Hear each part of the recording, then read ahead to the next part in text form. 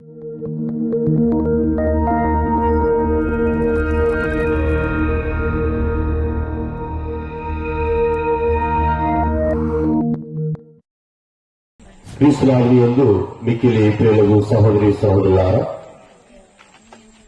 క్రీస్తు ప్రభుని సిలువ వేసినప్పుడు ఆ సిలువ కింద ఉన్నటువంటి సైనికులు, మత పెద్దలు వీళ్ళందరూ కూడా యేసు ప్రభుని ఏలాకోలం చేస్తూ ఉన్నారు, ఆట పడిస్తూ ఉన్నారు. నువ్వు నిజముగా దేవుని కుమారుడు అయితే ఆ సిలువ నుంచి కిందకి దిగిరా, ఆ సిలువ నుంచి కిందకు దిగిరమ్మని చెప్పి, నువ్వు నిజముగా దేవుని కుమారుడు అయితే నా యొక్క మేకులు తీసుకుని కిందకి దిగి రా అని చెప్పేసి నిన్ను నీవు రక్షించుకుని మమ్మల్ని కూడా రక్షించు అని చెప్పి ఏలాకోలం చేస్తున్నారు, హేళన చేస్తూ ఉన్నారు. ప్రియ సోదరులారా, మత్తయి శుభవార్త 26వ అధ్యాయము 53వ వచనం చూసినట్లయితే, నేను నా తండ్రిని ప్రార్థింపలేననుకుంటివా, ప్రార్థించిన ఈ క్షణమున ఆయన 12 దళముల కంటే ఎక్కువ మంది దూతలను పంపడా, ఇట్లు కాదేని ఈ రీతిగా జరగాలని లేఖనములు ఎట్లు పరిపూర్ణమగును అనెను. చాలా చూడండి, ఆ శిలువ మీద ఉన్నటువంటి యేసు ప్రభుని హేళన చేస్తూ ఉన్నాము.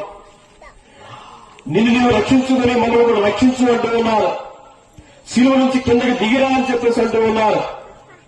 యేసు ప్రభు ఆ 3 మేకుల్ని ఎందుకు తీసివేసుకోలేకపోయారు? ఎందుకు ఆ మేకుల్ని పీక్కోలేకపోయారు? ఎందుకు ఆ శిలువ నుంచి కిందకి దిగిరాలేకపోయాడు? ఎందుకు తను రక్షించుకోలేకపోయాడు? ఎందుకు ఆ శిలువను తప్పించుకోలేకపోయాడు? ఎందుకు ఆయన శిక్ష నుంచి పారిపోలేకపోయాడు? ఎందుకు ఆయన తప్పించుకోలేనటువంటి స్థితిలో ఉన్నాడా? ఆయన బలహీనుడా? ఆయనకు మంది బలము లేదా? ఆయనకి ఏమీ సపోర్ట్ లేదా? ఆయనకి శక్తి లేదా? సామర్థ్యం లేదా? ఆ శిలువను తప్పించుకునేటువంటి ఆ స్థైర్యం ఆయనకి లేదా? ఆయనకు ఆ బలము లేదా? ఉందా లేదా? ఉంది. ఆయన అంటూ ఉన్నాడు, నేను వెనుక నా తండ్రిని ప్రార్థిస్తే ఏమో జరుగుతుందంటే ఆయన తన యొక్క 12 దళములను నా కోసం పంపిస్తాడు. 12 దళములను నా కోసం పంపిస్తాడు. వారు నా తరపున పోరాటం చేస్తారు, కానీ నా రాజ్యము వీళ్ళకు సంబంధమైనది కాదు. నేను కనుక నా తండ్రిని అడిగితే 12 దళములు సైన్యాన్ని, దేవదూతల సైన్యాన్ని ఆయన పంపిస్తాడు. అంత గొప్ప శక్తివంతుడు ఆయన. 12 దళములంటే ఒక్కొక్క దళములో 6,000 మంది ఉంటారు. ఎంతమంది ఉంటారు? 6,000 మంది ఉంటారు ఒక్కొక్క దళములో. అలాగా 12 దళములంటే ఎంతమంది ఉంటారు సైన్యం? 72,000 మంది సైన్యం. 72,000 మంది సైన్యం. అంటే తన తండ్రి దగ్గర, అంటే క్రీస్తు ప్రభువుకు ఆయనకు చెందినటువంటి దూతల సైన్యం, పరలోక సైన్యం ఎంతమంది ఉన్నారు? 72,000 మంది ఉన్నారు. 12 దళములంటే 72,000 మంది ఉన్నారు అన్నమాట. ఆ 72,000 మంది దేవదూతల యొక్క శక్తి సామర్థ్యం ఎంత గొప్ప అంటే, ఒక్కొక్క దేవదూత 1,085,000 మందిని 1,080,000 మందిని చెప్పగలుగుతాడన్నమాట ఒక దేవదూత. యెషయా గ్రంథము 37వ అధ్యాయం 36వ వచనం. 37వ అధ్యాయము 36వ వచనం. ఆ రాత్రి ప్రభువు దూత అసిరియా శిబిరములోనికి పోయి అక్కడ 1,80,000 మంది సైనికులను సంహరించెను. వేకువన లేచి చూడగా వారందరూ చచ్చిపడి ఉండేవి.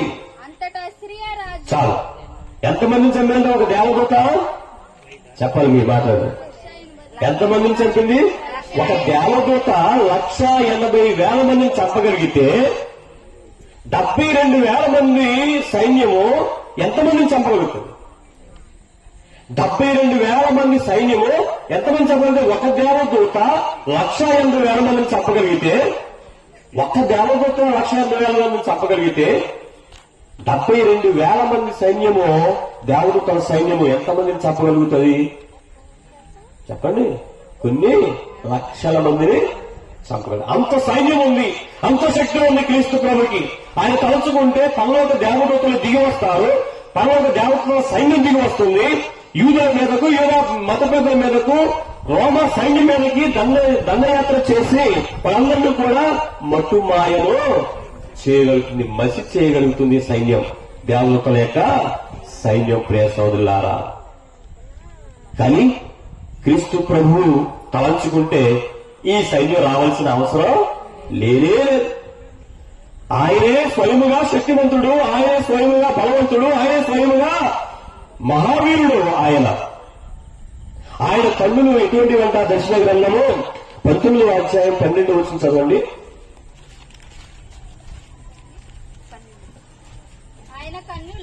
ఆయన కన్నులు. దర్శన గ్రంథం అంటే ప్రకటన గ్రంథం. ఆయన కన్నులు అగ్ని జ్వాల వలె ఉన్నాయంట. ఎవరి కన్నులు? యేసు ప్రభు యొక్క కన్నులు అగ్ని జ్వాల వలె. అంటే ఆయన కళ్ళు తెరిస్తే ఆయన కళ్ళ నుంచి వస్తుంది అగ్ని పుట్టు వస్తుంది అనమాట. ఆయన పరలోక సింహాసనంలో కూర్చున్నప్పుడు ఆయన కన్నులు ఎలా ఉన్నాయంటే అగ్ని, ఆయన కళ్ళలో నుంచి అగ్ని జ్వాల వలె, అగ్ని నాలుకల వలె ఉన్నాయంట ఆయన కన్నులు. అంటే ఆయన కళ్ళు తెరిస్తే ఏమవుతుంది? మేకులన్నీ కూడా కరిగిపోతాయి, 3 మేకులు కూడా కరిగిపోతాయి. మేకులే కాదు, అక్కడ సైన్యం, ఆ సైన్యం చేతిలో ఉన్నటువంటి కత్తులు, వారి సైన్య చేతిలో ఉన్నటువంటి ఏమిటి బల్లెములు, వారి సైన్య చేతిలో ఉన్నటువంటి సమస్త ఆయుధాలన్నీ కూడా మసైపోతాయి. అక్కడ సైన్యము, అక్కడ మత పెద్దలు అందరూ కూడా నాశనమైపోతారు ఆయన కన్నులు తెరిస్తే. ఆయన ఆధ్యాత్మికమైనటువంటి శక్తి కలిగినటువంటి కన్నులు తెరిస్తే కనుక వాళ్ళందరూ నాశనమైపోతారు. 12,000 మంది, 72,000 మంది సైన్యం రావాల్సిన లేదు, 12 దళముల సైన్యం రావాల్సిన లేదు. ఆయన కన్నులు తెరిస్తే చాలు, ఆయన కన్నులు తెరిస్తే చాలు. అలాగే హెబ్రీయులకు రాసినట్టు లేక 11వ అధ్యాయం 3వ వచనం చదవండి. హెబ్రీయులకు రాసినట్టు కంటికి కనిపించినటువంటి వారి నుండి కంటికి కనిపించినట్లుగా దేవుని వాక్కు ప్రపంచము సృజించబడింది. దేవుని యొక్క వాక్కు చేత ప్రపంచమే సృష్టించబడింది. ఈ ప్రపంచంలో అన్ని కూడా సృష్టించబడ్డాయి. ఈ ప్రపంచంలో ఉన్నటువంటి ప్రతి వస్తువు, ప్రతి శక్తి, ప్రతి బలము, ఈ ప్రకృతి అంతయు కూడా, విశ్వమంతయు కూడా, విశ్వంలో ఎటువంటి శక్తివంతమైనటువంటి వస్తువులు ఉన్నాయో, విశ్వంలో చూస్తే మహాశక్తివంతమైనటువంటి సూర్యుడు కావచ్చు, నక్షత్రాలు కావచ్చు, గ్రహాలు కావచ్చు, ఈ భూమి మీద ఉన్నటువంటి పర్వతాలు కావచ్చు, సముద్రాలు కావచ్చు, ఇవన్నీ కూడా మహాశక్తివంతమైనవి మనకంటే కూడా. అలాంటి శక్తివంతమైనవన్నీ కూడా దేవుడు ఒక్క మాటతో చేశాడు. అవే కదా, ఒకే ఒక్క మాటతో చేశాడు. అలాగే ఏప్రిల్ రాసిన లేక 1వ అధ్యాయం 3వ వచనం చదవండి. ఆ కుమారుడు దేవుని మహిమ యొక్క తేజస్సుగాను అతని మూర్తివంతమైన స్వరూపముగా ఉన్నాడు. శక్తిగల తన వాక్కుచే విశ్వమునకు ఆధారభూతుడుగా ఉన్నాడు. Praise the Lord. ఈ సృష్టి అంతటికి, విశ్వంతటికి కూడా ఆధారభూతుడై ఉన్నటువంటి దేవుని నోటి మాటే క్రీస్తు. ఆదిలో వాక్కు ఉండిన ఆ వాక్కు దేవుని వద్ద ఉండిన వాక్యమే దేవుడే ఉండును. ఆ దేవుడు మానవ రూపుడై ఈ లోకమున జన్మించనని వాక్యం చెప్తోంది యోహాను సువార్తలో 1వ అధ్యాయంలో 1వ వచనం నుంచి మనం చదివినట్లయితే ఈ మాటలు మనకు కనిపిస్తాయి. తెలుసుకున్నారా? అంటే క్రీస్తు ప్రభు సర్వశక్తిమంతుడు, ప్రకాశవంతుడు. ఆయన మాట ద్వారా, ఆయన ద్వారా ఈ లోకము, ఈ సృష్టి అంతా కూడా సృష్టించబడింది. కాబట్టి ఈ శిలువ మీద నుంచి ఆయన కిందకి రావాలంటే 72,000 మంది సైన్యం రావసరమో లేదు. ఆయన కన్నులు తెరిస్తే ఆ కన్నుల నుంచి అగ్ని జ్వాలలు ప్రవహించి ఆ 3 మేకులు కూడా కరిగిపోతాయి. కింద ఉన్న సైన్యమంతా కూడా మసైపోతాది. ఆ వారి చేతిలో ఉన్నటువంటి ఆయుధాలన్నీ కూడా మసైపోతాది. అంత శక్తి ఆ ప్రభులో ఉంది.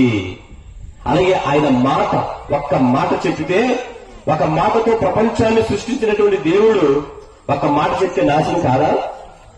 చెప్పండి. ఒక మాటతో సమస్తాన్ని కలిగించినటువంటి దేవుడు ఒక మాట చెప్తే సర్వము నాశనం కాదా? ఇక్కడ నన్ను సిలువ వచ్చినటువంటి అందరూ కూడా నాశనం అయిపోవాలి అని ఒక్క మాట అంటే నాశనం అయిపోవారా? మసి అయిపోవారా? ఆయన మాటలో శక్తి ఉంది, ఆయన చూపులో శక్తి ఉంది. ఇది వాక్యము పలుకుతూ ఉంది. ప్రేసులా, వాక్యం మనతో మాట్లాడుతూ ఉంది. అంత సర్వశక్తిమంతుడు సిలువ మీద నుంచి ఎంతో గొప్పగా ఆయన కిందకి దిగి రాగలడు. కానీ దిగి వచ్చారా? ఎందుకు దిగి రాలేదు? ఒకసారి మన కరుణామయుడు సినిమా చూస్తే, ఎంతమంది చూశారు కరుణామయుడు సినిమా? అమ్మ సీరియల్ కదా అని.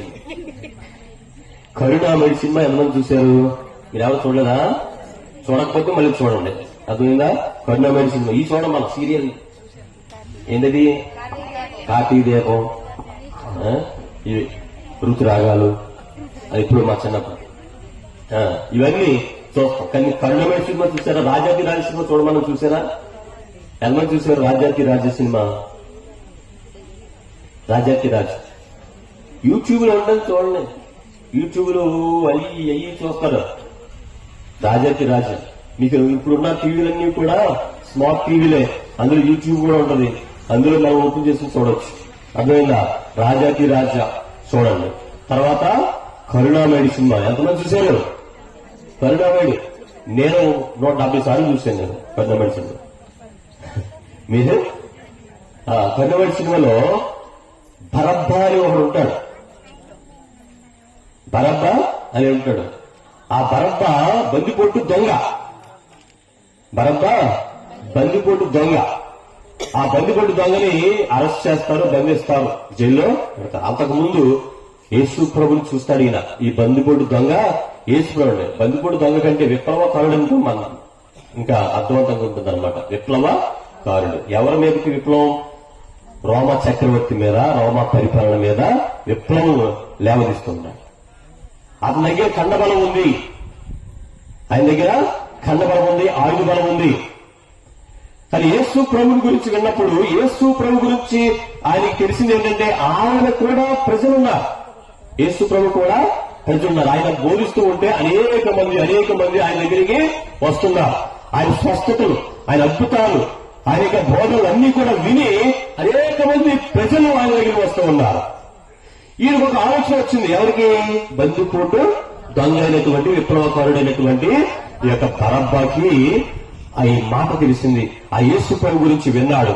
విని ఆయన దగ్గరికి వెళ్లి ఆయనతో మాట్లాడతాడు. ఏమనంటే, ఇదిగో బోధకుడా, నీకేమో ప్రజల బలం ఉంది నీ దగ్గర, నా దగ్గరేమో ఖండ బలము, ధైర్యము ఉన్నాయి.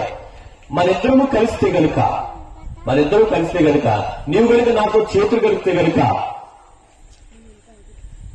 మనము ఈ రోమ చక్రవర్తిని ఓడించవచ్చు. ఈ రోమ చక్రవర్తిని మన దేశం నుంచి, మన యొక్క యోధా ప్రాంతం నుంచి మనం తరిమికొట్టేయవచ్చు. మన యొక్క యోధా రాజ్యాన్ని మనమే పరిపాలించుకోవచ్చు. నీవే దావీదు సింహాసనాన్ని వదిలించవచ్చు. కనుక నీవు నాతో చేతులు కలుపు అని చెప్పి ఆ బరబ్బా యేసు ప్రభుని అడుగుతున్నాడు. అప్పుడు యేసు ప్రభు ఏమన్నాడు? చాలా సున్నితంగా ఆయన మాట అన్నాడు. ఏమిటంటే, బరబ్బా, నీవు ఎన్నుకున్న మార్గము సరైనది కాదు. నువ్వు హింసా మార్గాన్ని ఎన్నుకున్నావు, నేను అహింసా మార్గాన్ని ఎన్నుకున్నా. కనుక నీకు నాకు సరికాదు. నువ్వు ఎన్నుకున్న మార్గం సరైనది కాదు. కనుక నేను నీ కోసం చనిపోతాను గాని నీతో మాత్రం చేతులు కలపను అన్నాడు. నీతో చేతులు కలపను. నీ కోసం నేను మరణిస్తానే తప్ప నీతో మాత్రం చేతులు కలపను అన్నాడు. అతడు బాధతో లేదా కోపంతో సిరాక్తోనే వెళ్ళిపోయాడు. తర్వాత ఏమైంది? ఆయన అరెస్ట్ చేశారు, జైల్లో పెట్టారు. యేసు ప్రభువును కూడా అరెస్ట్ చేశారు, తీర్పు తీసుకుని వచ్చారు, పిలాతు దగ్గర నిలబెట్టారు. పిలాతు అన్నాడు, పాస్కా పండుగ సందర్భంగా ఒకవేళ బందీలుగా శిక్ష వేయవలసినటువంటి వాళ్ళు ఇద్దరు ఉన్నట్లయితే ఒకరిని విడిచిపెట్టే అధికారం నాకుంది. ఎవరికి? నాకు, పిలాతునికి. ఆయన అంటూ ఉన్నాడు, నాకుంది. ఏంటి?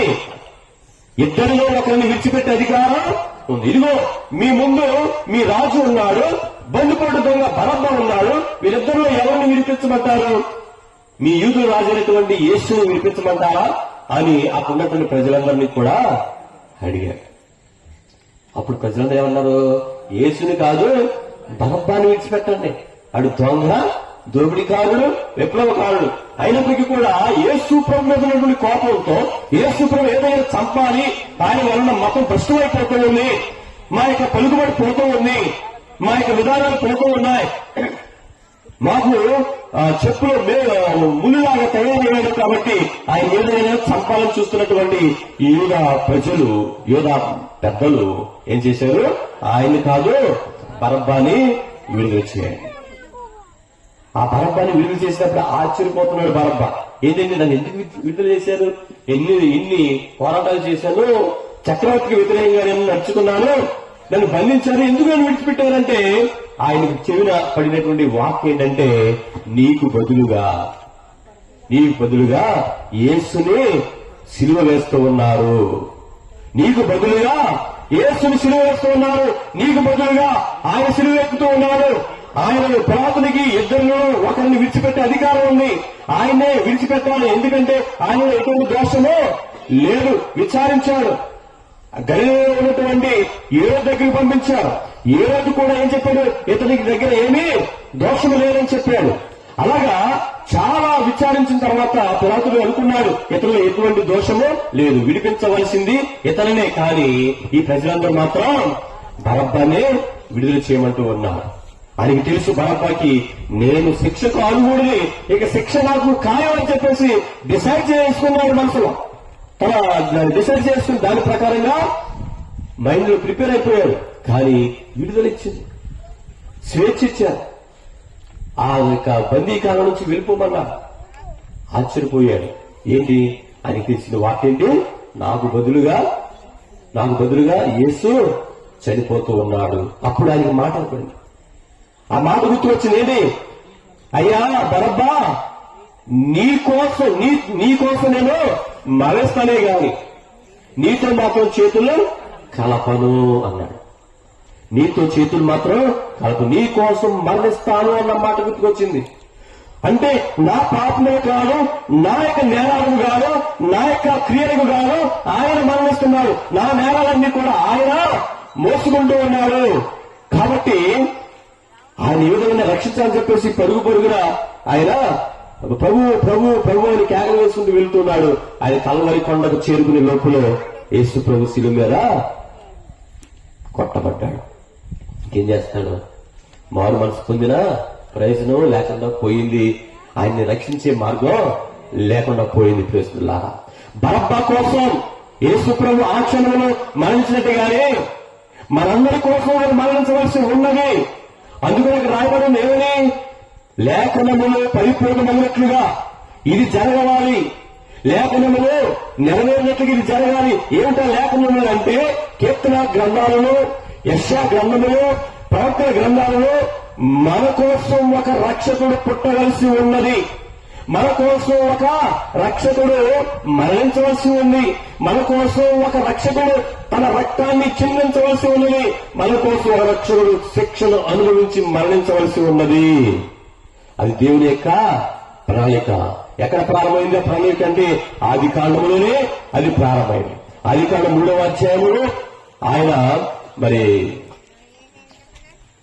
వీరిని శిక్షిస్తూ వారిని శపిస్తూ పలికిన మాటల్లో దాగి ఉంది ఏంటంటే, మన కోసం ఒక రక్షకుడు జన్మించాలి. యెషయా గ్రంథంలో ఉంది. యెషయా గ్రంథంలో 9వ అధ్యాయము 6వ వచనంలో ఉంది. అలాగే 7వ అధ్యాయం 14వ వచనంలో ఉంది. ఈ విధంగా క్రీస్తు ప్రభు జన్మించాలి, మన కోసం రక్షకుడు జన్మించాలి, మన కోసం మెస్సయ జన్మించాలి. విమోచకుడు మన కోసం జన్మించాలి, ఆయన మరణించాలి, ఆయన రక్తం చిందించాలి.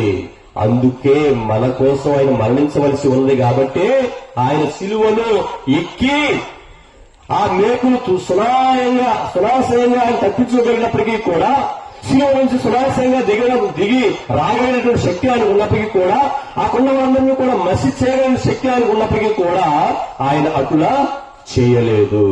ఎందుకు అంటే ఆయన కార్యము మన కోసం తన ప్రాణాల్ని అర్పించటం, మనందరికి బదులుగా శిక్షను అనుభవించటం, మన కోసం రక్తాన్ని చిందించి మన పాపములను కడిగి వేయవలసినటువంటి ప్రణాళిక దేవుడు చేశాడు. అందుకని గెత్సేమనీ తోటలో ఆయన ప్రార్థన చేస్తూ వేదన చెందుతూ అడుగుతున్నాడు, ప్రార్థిస్తూ ఉన్నాడు.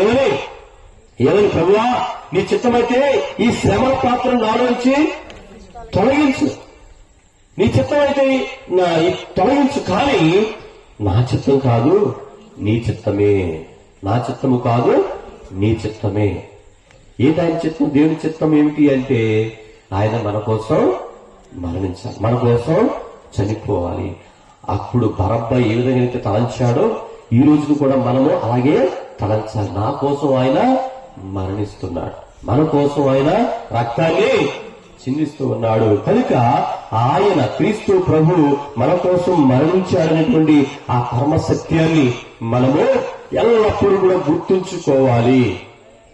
మనం ఈ రోజున సంతోషంగా ఉన్నాము అంటే, ఈ రోజున మన జీవితాన్ని మనం నడుపుకోగలుగుతున్నాము అంటే, ఈ రోజున మనం హ్యాపీగా ఉన్నాము అంటే దానికి కారణము క్రీస్తు ప్రభు యొక్క శ్రమలు. మనందరం కూడా బ్రతకడానికి పుట్టాం, కానీ క్రీస్తు ప్రభు చనిపోవడానికి పుట్టాడు. అది దేవుని యొక్క ప్రణాళిక. మనందరము బ్రతకడానికి పుట్టాం, కానీ క్రీస్తు ప్రభు చనిపోవటానికి